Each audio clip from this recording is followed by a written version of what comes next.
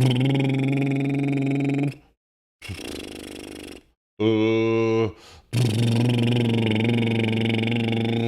I was just sitting here making stupid noises to warm up, and I realized that this kind of works. I made one tone, and then another sound, and then I put the two together, and they're stacked sounds. And that's the whole idea behind stacking drives. Back when I was 15 years old, 1985, I had this crappy little Gorilla amp that I just wish I had kept.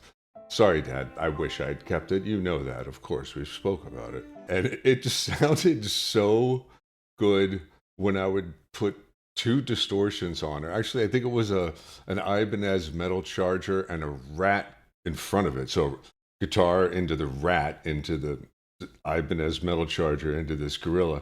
And then I upgraded to a crate. That cabinet had two speakers, and it was just that much more epic because of it. That long ago started me on a journey 40 years ago of stacking drive pedals, and I hear people talk about it still to this day. It is a journey. You have to kind of figure out what's right for you, what's right for your amp, what's the sound you're going for. And like I mentioned in the past couple of rules of the rig, which, hello, welcome to episode 3 of Rules of the Rig. This one we'll be talking about gain stacking. We spoke about using a compressor, and we spoke about using a booster pedal around drive pedals and around preamps and stuff like that. Using something that increases the output of the guitar, like a booster pedal with the output set so that it is boosting the output so that it's a little hotter. And then you go into a distortion or an overdrive, you get more saturation, you get more drive character. It gives it that Baron von Munchen effect, you know, that dude whole thing.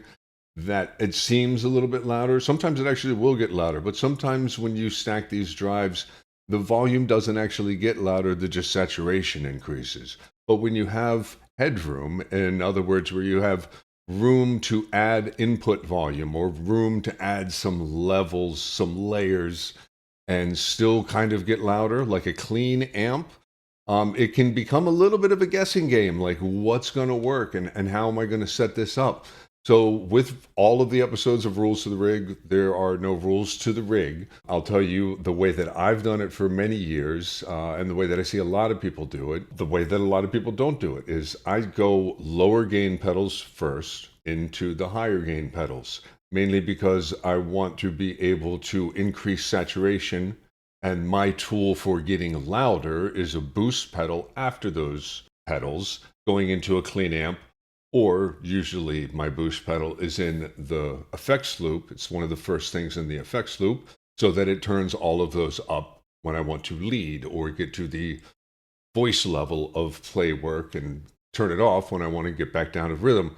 So that's how I've kind of approached doing the whole pre-post boost thing, but there's plenty of layers in between. There's stacks and stacks of drives that we can mess with. I've got 3 amps set up right now in my Tonex pedal. I can run through a Fender, a Dumble, and a Matchless.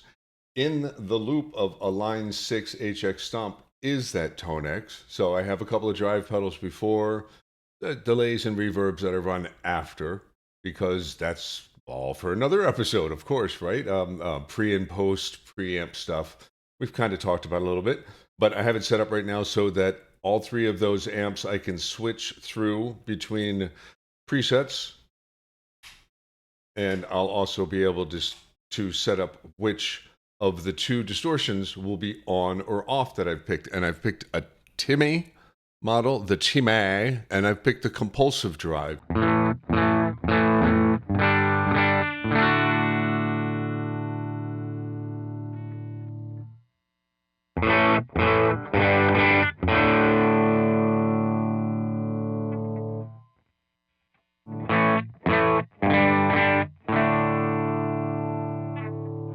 Different sounding clean platforms, you know, your little Fender mid scoopy thing, the Dumble with a little more mid-range presence, a little more bark to it, and then the Matchless just sounds kind of like a modern clean. I don't know how to describe it. You guys, you know.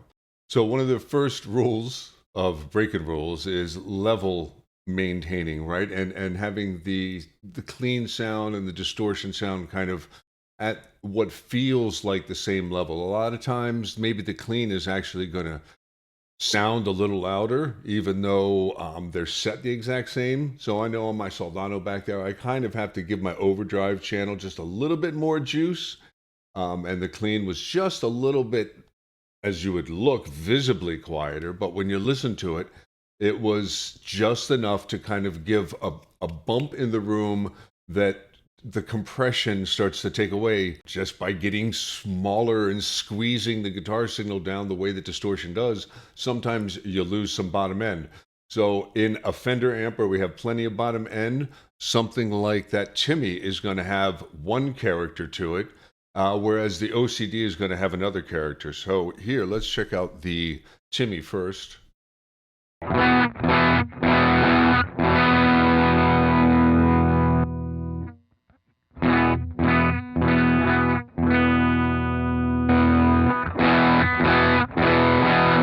You can see when I have the pedal off, the clean level, or just the amp level, is still about the same as the distortion pedal level. And that's because I'm going to be using both of those kind of for rhythm sounds maybe. And then when I go over to the compulsive drive, so the Timmy into that already thicker kind of amp,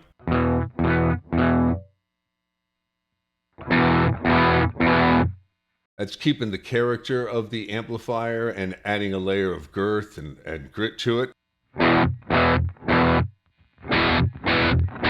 And then we put the two together. In other words, add the two layers of distortion to each other.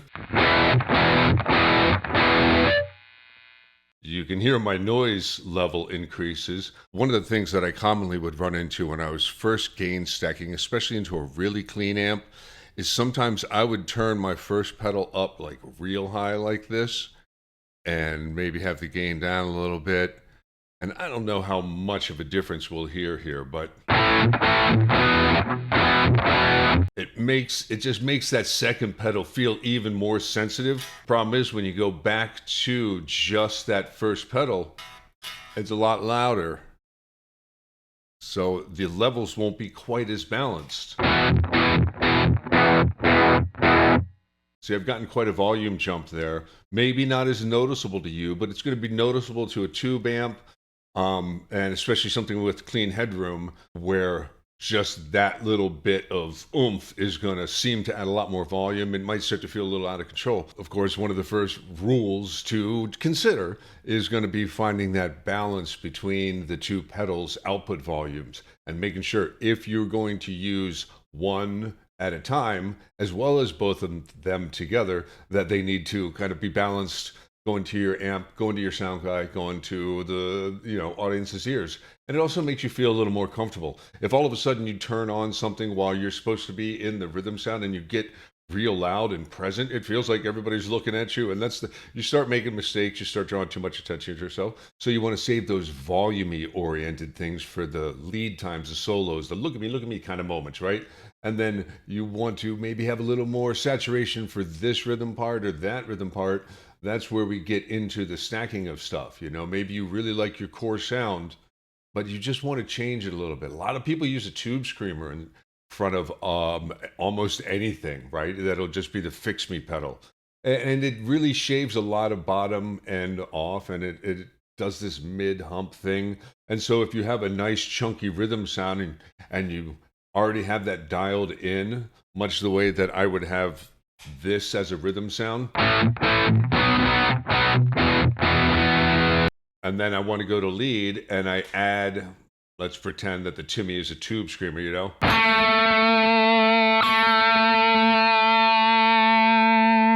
off. See how my saturation went away? It got quieter, obviously, because the note was going away.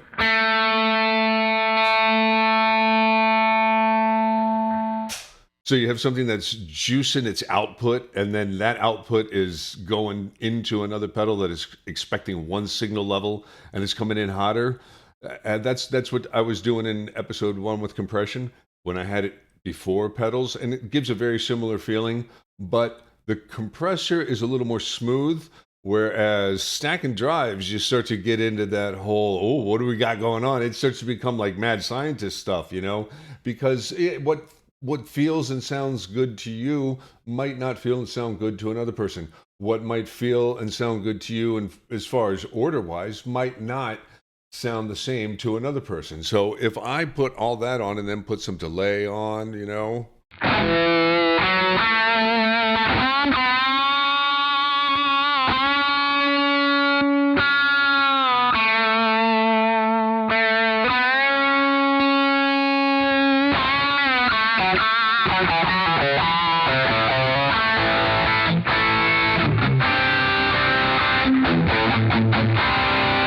That's the whole hammer screwdriver thing. We're using a hammer to hammer the input of the next pedal and, of course, the next amplifier too. But it really is more about hitting that next overdrive pedal and saturating that sound going into the amplifier. So if we reversed it and now the more mid-present one was after the chunky one.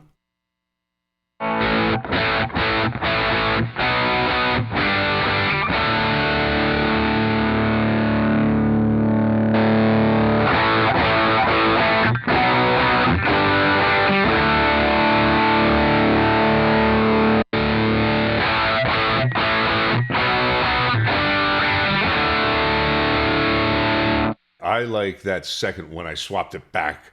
I don't really like the sound of taking an already pretty nice rhythm sound that's going into an amplifier that's already pretty clean. I don't like to have something in between that then squeezes it all. It makes it sound too mid-focused, and since I had that volume up a little bit, it really kind of juiced up that amp, you know, and just made it just not feel quite as good as when I had it in my original settings of having lower gain into higher gain. So higher gain into lower gain might be your thing, might be the sound you're going for. And you might want to switch between your regular sound and something that sounds a little more like that. I'll swap it back over again just to give it a shot.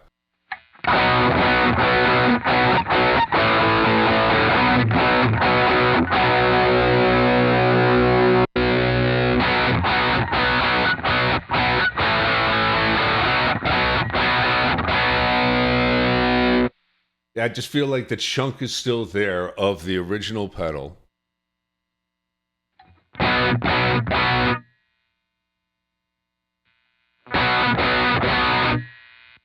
And it's just another gain stage as opposed to an EQ filter after something and then getting tube mogrified. That's my take, and that's why I've kind of always done that order, and that's why I like having a compressor in front, because it really is like the ultimate clean juicer, and it adds a little less drive. And in fact, if you have two overdrives that are pretty nicely matched together and you're looking for a little third thing, put a compressor in front of those two things, you know. Put it after. Maybe you like it that way, but for me, I go compression into my lighter drive, into my heavier drives. And that's just kind of the way that I've run it. So let's try this into a couple of different amps. Okay, let's try the Dumble sound that I have set up.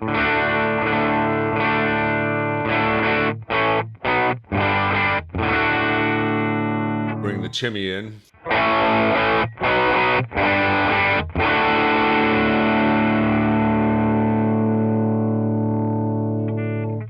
OCD.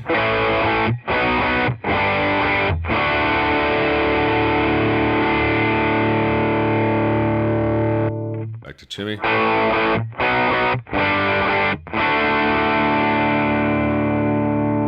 Stacked.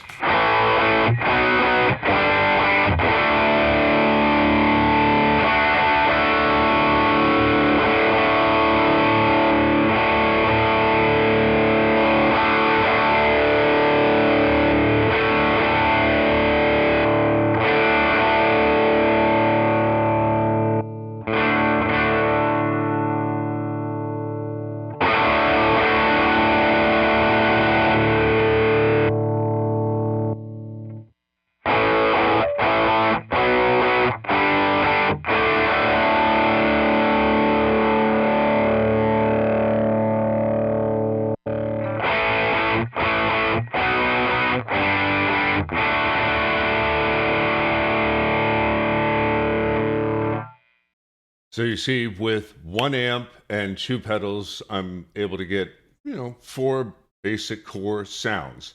And I took all of the same settings and just copied the patches over and then just changed the amps through MIDI.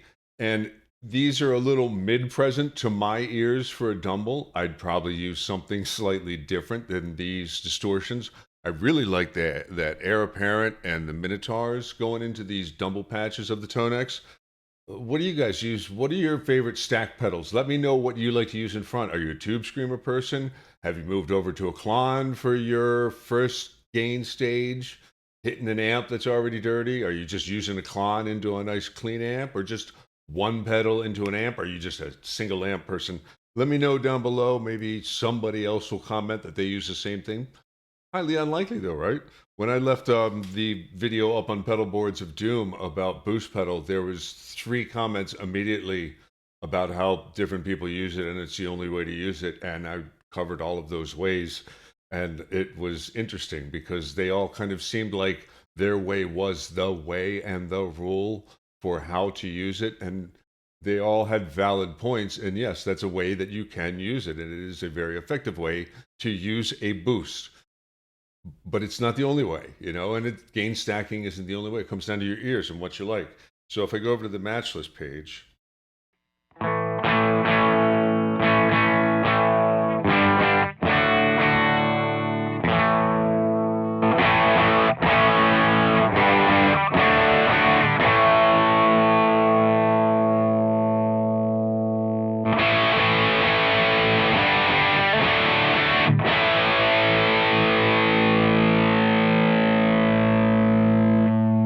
I like that.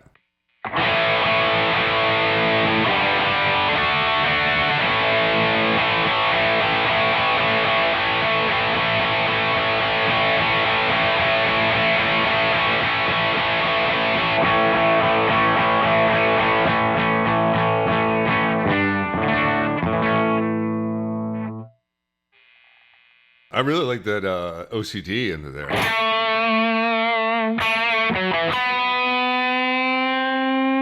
And you see how my notes just dying, but if I put that other drive on, if I put that Timmy on,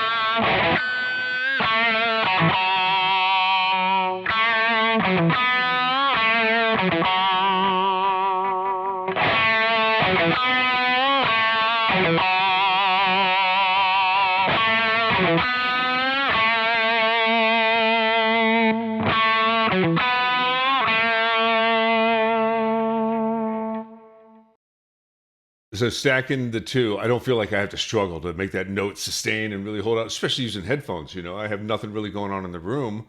And maybe when you're gigging out, you're not allowed to use an amp anymore. And you're trying to figure out how do I make the amp that I really like the way it sounds, or this setup that I have a distortion pedal going into a cleanish kind of amp.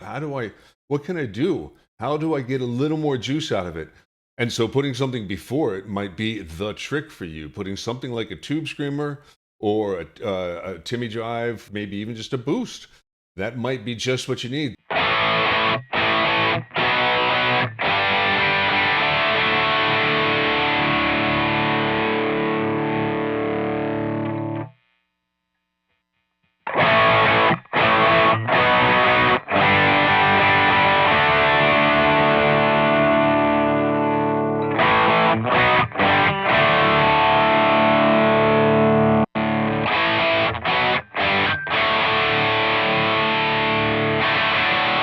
Everybody thinks that AC/DC had just guitar right into an amp, and that's just the way it sounded. No. They actually used that old Schaefer Vega. Well, to them at that point, it wasn't old. They used this wireless system, the Schaefer Vega wireless system, and it expanded the guitar signal, a 2-to-1 ratio, and then put it back down. And it was supposed to be transparent, but it wasn't. It actually made the guitar sound nicer, different. It gave it a juicy thing into that amp, and it gave them a very distinct sound. And there's even talk that maybe Eddie used that same thing at some point on the website here. I'll leave the link to it below. And there's an interesting picture of Eddie with it in his glory days. My rule that I like to break from time to time is to have lower and higher gain pedals.